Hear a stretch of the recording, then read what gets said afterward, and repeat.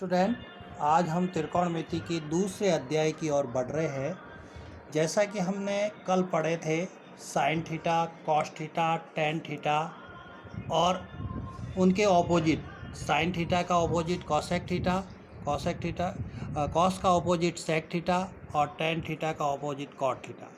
उनमें लाल बट्टा कक्का से हमने सूत्र ज्ञात किए थे और उससे कुछ समस्याएं का भी समाधान किया।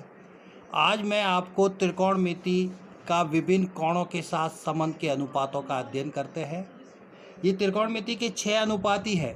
उनका कैसे है, जो आप इस टेबल में देखिए, जो आपको दिखाई जा रही है टेबल में देखिए। ये 6 अनुपात है: sine theta, cos theta, tan theta, cot theta, sec theta और कॉसेक थीटा। अब डिग्री के अंदर हम जाएंगे तो 0 डिग्री ये बेसिक कोण है।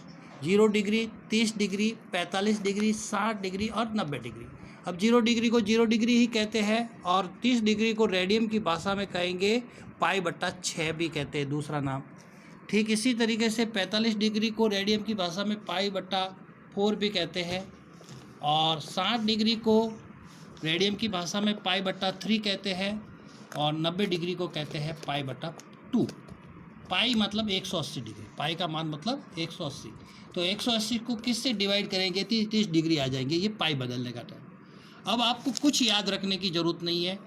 आप एक देखिए कि 0 और 1, पहले मैंने लिखा 0 और लास्ट में लिखा 1, इन दोनों के बीच में कितना होता है? आधा, तो मैंने ये आधा लिख दिया। 0 और आधे के बीच में कितना होता है? 1/4, 1/4 लिख दिया। आधा और 1 के बीच में कितना होता है? 3/4, 3/4। तो कुछ नहीं, 0, 1/4, 1/2, 3/4 और 1। हिंदी में कहे तो 0, पाव, आधा, पौना और 1। ये संख्या मैंने लिखी है। अब इन सब के मैं क्या कर रहा हूँ? वर्गमूल ले रहा हूँ, सबके वर्गमूल ले रहा हूँ। एक भी संख्या मैंने नहीं छोड़ी, सबके वर्गमूल ले लिए। तो 0 का वर्गमूल कितना आया? 0, 1 का 1, 4 का 2, इसी तरीके से 1 का 1 और इसका वर्गमूल नहीं निकलता तो √2 लिख दिया। ठीक इसी तरह से 3 का नहीं निकलता तो √3/2 और 1।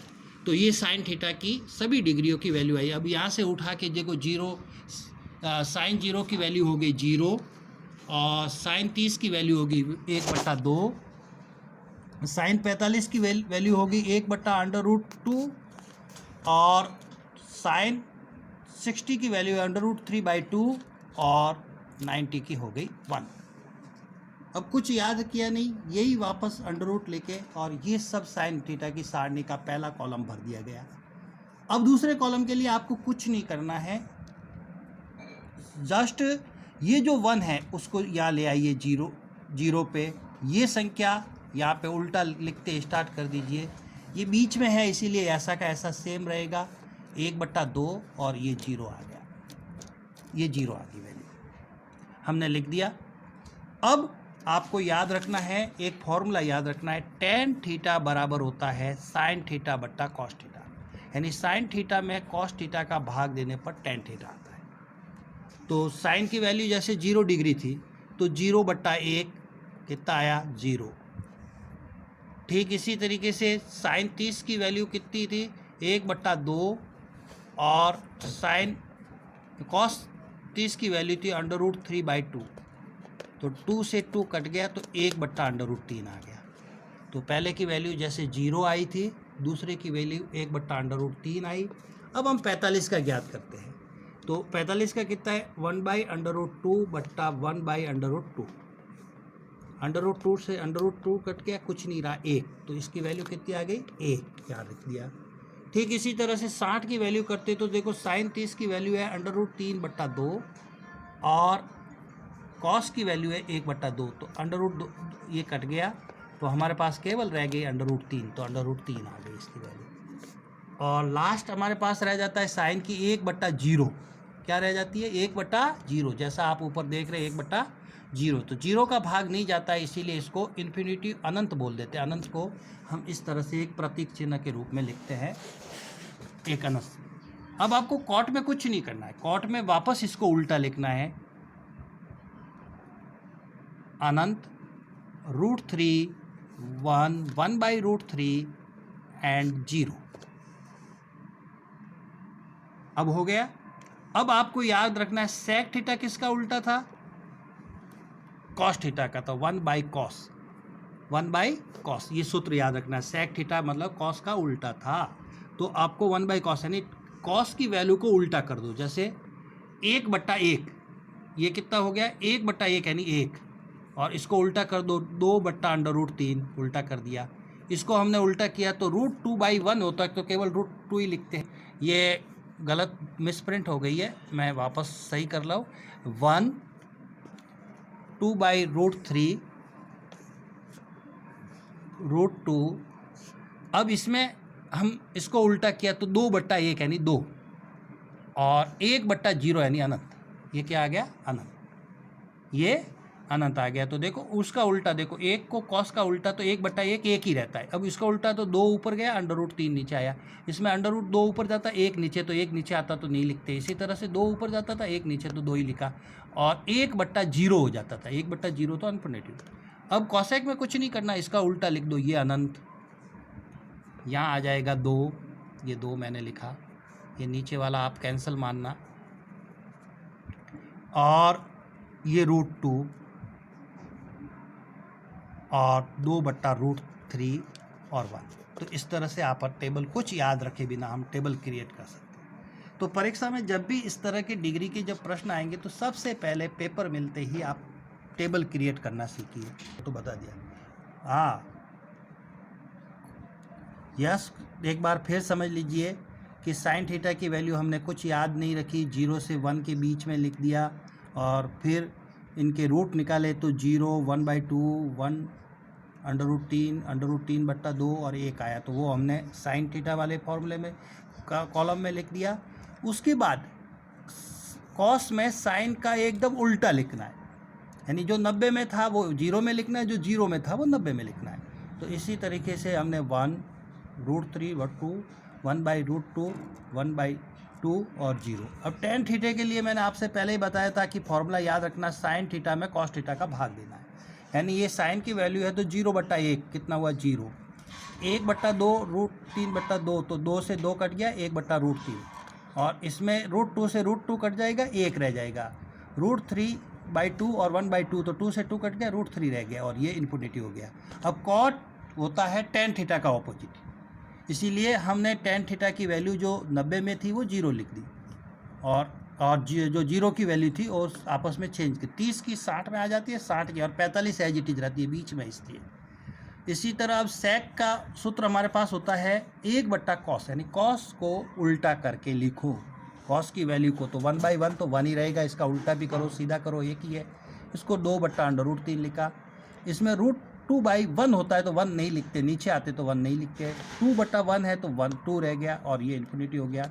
और कॉसेक फिर सेक का उल्टा होता है, सेक का बिल्कुल उल्टा। तो सेक 90 में जो वैल्यू थी वो हमने 0 में लिखी, और 0 में जो वैल्यू थी वो 90 में लिखी। ठीक इसी तरीके से जो 60 में वैल्यू थी वो 30 में लिखी, और 30 में जो वैल्यू थी वो 60 में लिखी, और √45 की ऐसे ही होता है। अब एक प्रश्न कर रहे हैं हम लोग, इस पर आधारित एक प्रश्न को मिला रहे हैं ताकि आप लोग समझ जाएंगे कि इसका कैसे प्रयोग किया जाता है। जैसे एक प्रश्न है कि sine square 45 degree plus cos square 45 degree की वैल्यू फाइंड करो, बराबर 1 होता है इसका। तो कैसे 1 आता है कि नहीं आता है, इसको वैल्यू फाइंड करें। तो हम देखो साइन 45 की वैल्यू लिखेंगे, तो साइन 45 की वैल्यू हम सारणी से ढूंढेंगे, और कॉस 45 की वैल्यू भी हम सारणी से ढूंढेंगे। तो फिर एक बार वापस हम सारणी की ओर जाते हैं। देखो साइन 45 की 1/√2 और उसकी भी 1/√2, दोनों की सेम ही वैल्यू है, तो मैंने इसके सेम वैल्यू सारणी से ढूंढ के यहाँ लिख दी, 1/√2 और 1/√2। ठीक है। अब मैं ये वैल्यू इस प्रश्न में पुटअप करूँगा, तो 1/√2 का होल स्क्वायर प्लस 1/√2 का होल स्क्वायर। अब इसको सॉल्व करते हैं। 1 का स्क्वायर 1, √2 इंटू √2, तो रूट हट जाता है, केवल 2 रह जाता है, ये याद रखना, क्योंकि √2 इंटू √2 इजिकल टू होता है √4, और √4 का वर्गमूल कितना निकलता है? 2। तो रूट हट जाता है, ये ध्यान रखना। रूट का कभी भी वर्गमूल करते हैं तो रूट हट जाता है। इसी तरह से 1/2।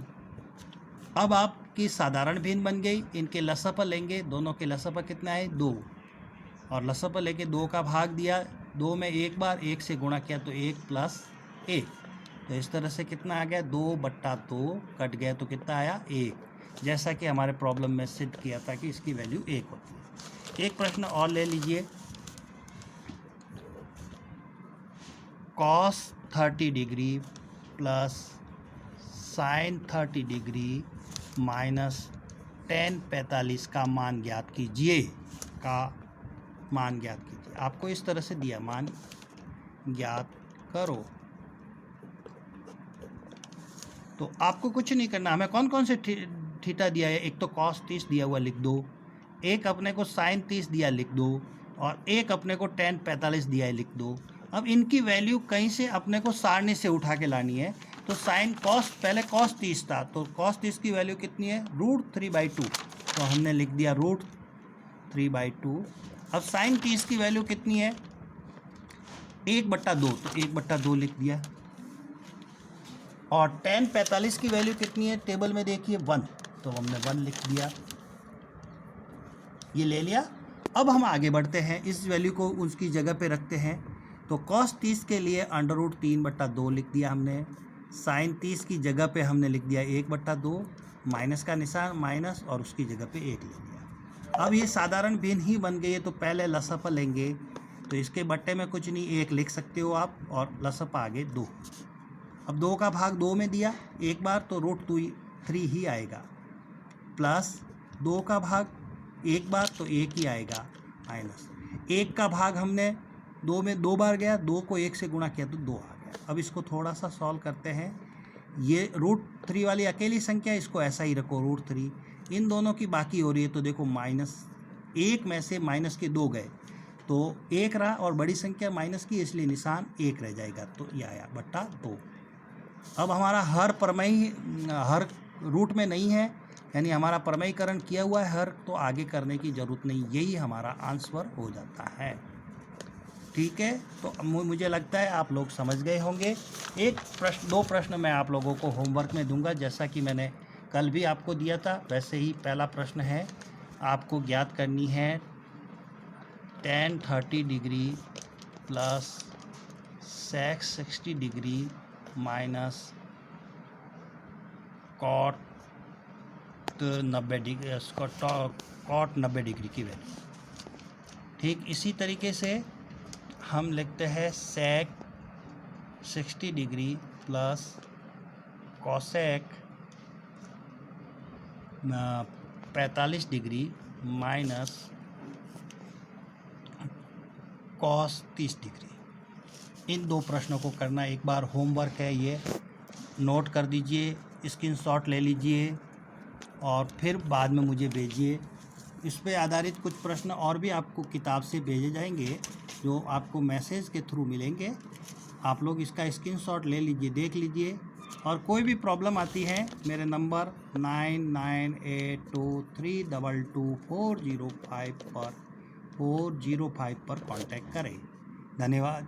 एक बार फिर आप लोगों की इस क्लास में आपका अभिनंदन है। फिर हम मिलेंगे, इनको आप सॉल्व करके भेजिए तुरंत। धन्यवाद।